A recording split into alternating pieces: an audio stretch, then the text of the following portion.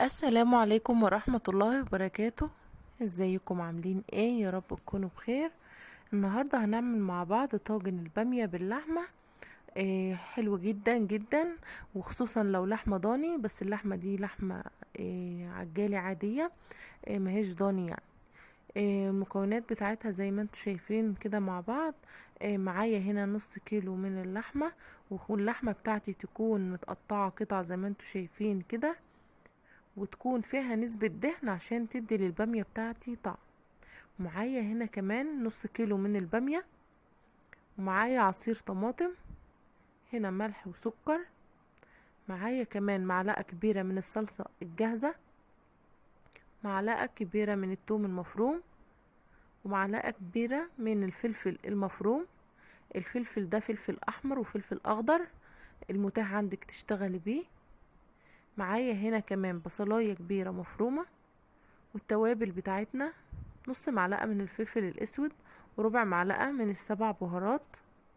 البامية بتاعتي دي متفرزة، فلازم هديها كده تشويحة على النار علشان تخرج البخار اللي فيها كله وتفضل خضرة معايا.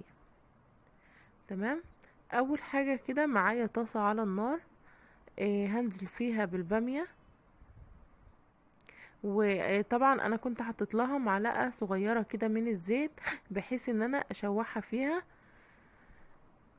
هبدأ ان انا اشوحها بحيث انها تفك كده من التفريزة اللي كانت فيها، وتطلع البخار اللي فيها كله علشان تفضل محتفظة بالخضار.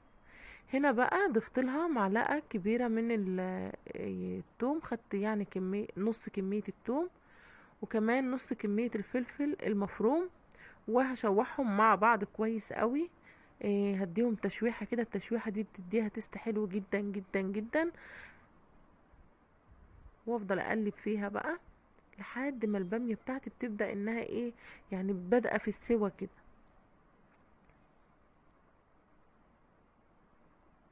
بعد كده معايا حلة على النار اهي زي ما انتوا شايفين، نزلت فيها بمكعب من الزبدة ومعلقتين من الزيت، وسخنتهم كويس جدا.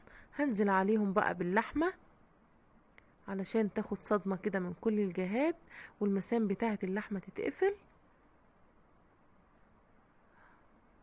هفضل اشوحها بقى في الزبدة كده لحد ما لونها يغير، وبفضل اشوحها لحد ما تنزل كل السوائل والدهون اللي فيها وترجع تشربهم تاني. بالطريقة دي بتدي طعم رهيب جدا للبامية بتاعتي. شايفين هنا لونها غير ازاي؟ حلو قوي. بعد كده هنزل عليها بالبصل المفروم، وهشوحه كويس جدا مع اللحمة لحد ما البصل بتاعي ياخد اللون الذهبي الجميل ده مع اللحمة.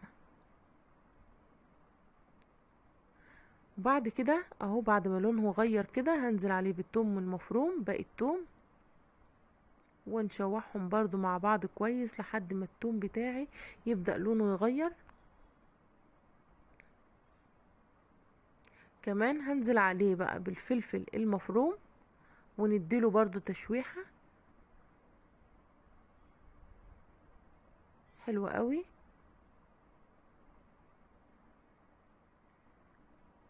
هنزل عليهم بقى بالتوابل علشان تاخد تحميصة حلوة كده مع اللحمة: الفلفل الاسود والسبع بهارات، وشوحهم برضو مع اللحمة كده كويس. كل ده بقى بياخد تشويحة كده مع بعضه، بيطلع تست حلو جدا وبتبقى طعمها رهيب. شوفوا بقى هنا كده لون اللحمة بدأ يغير ويعمل زي كباب الحلة بالظبط. شايفين اللون؟ لونها حلو قوي قوي. واللحمة بتاعتي برضو التشويحة دي يعني بتديها كده ايه، مبادئ في السوى، تبدأ انها تستوي يعني. بعد كده بنزل عليها بمعلقة معلقة الصلصة، ونشوحهم برضو مع بعض. كل ما بنحط حاجة بنشوحها. هنا بقى نزلت عليها بعصير الطماطم، وهسيبها بقى تتسبك مع بعض كويس جدا.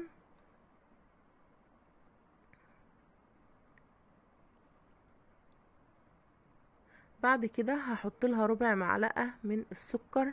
السكر بيعادل الحموضة بتاعة الطماطم. في التسبيكة دي ممكن تعمل حموضة، فالسكر بيمنع الحموضة دي. وبعدين السكر كمان بيساعد على عملية تسوية اللحمة، وبيدي تيست حلو قوي برضو للبامية. الملح ما بحطوش غير في الاخر خالص، علشان ما يأخرش تسوية اللحمة والبامية بتاعتي. كده تمام. بسيبها بقى تغلي مع بعضها لحد ما اللحمة تستوي خالص. بسيب فيها ربع سوا بس كده للفرن. بعد كده بضيف البامية بعد ما خدت التشويحة اللي انا شوحتها لها، يعني بالثوم مع الفلفل المفروم.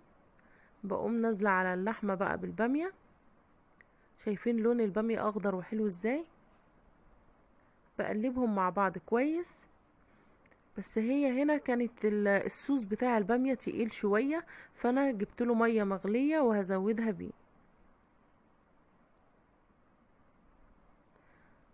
هسيبها بقى على نار هادية تاخد وتدي كده مع بعضها وتستوي شوية.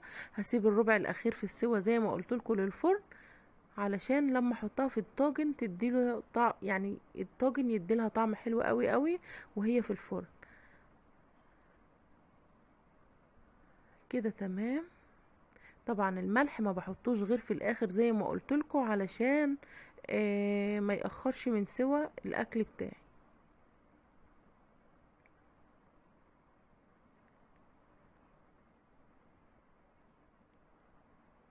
كده كانت خلاص استوت معايا مظبوط. دلوقتي بقى بحط لها الملح، والملح حسب الرغبة. بتحبوه مظبوط، بتحبوه قليل شوية، زي ما بتحبوا. الملح حسب الرغبة. كده خلاص البامية بتاعتي جاهزة. دلوقتي بقى هحطها في الطاجن اهي. كده خلاص جاهزة ان انا ادخلها الفرن على درجة حرارة 200 على الرف اللي في النص. بس قبل ما احطها في الفرن في تكة حلوة جدا انا عملت لها هنا 5 فصوص توم مع نص معلقة من الكزبرة، وشوحتهم على النار لحد ما التوم بتاعي يحمر والكزبرة خدت تحميصة كده. هبدأ بقى ان انا اطشهم على وش البامية، بتديها طعم حلو قوي اهي.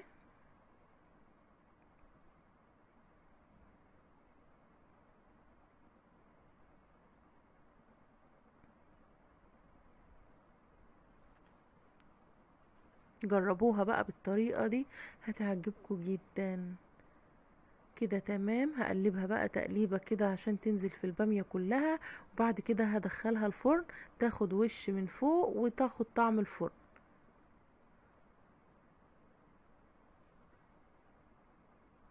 اهو. كده تمام. ده طاجن البامية بعد ما طلع من الفرن زي ما انتوا شايفين، حلو قوي قوي. شايفين وشه عامل ازاي؟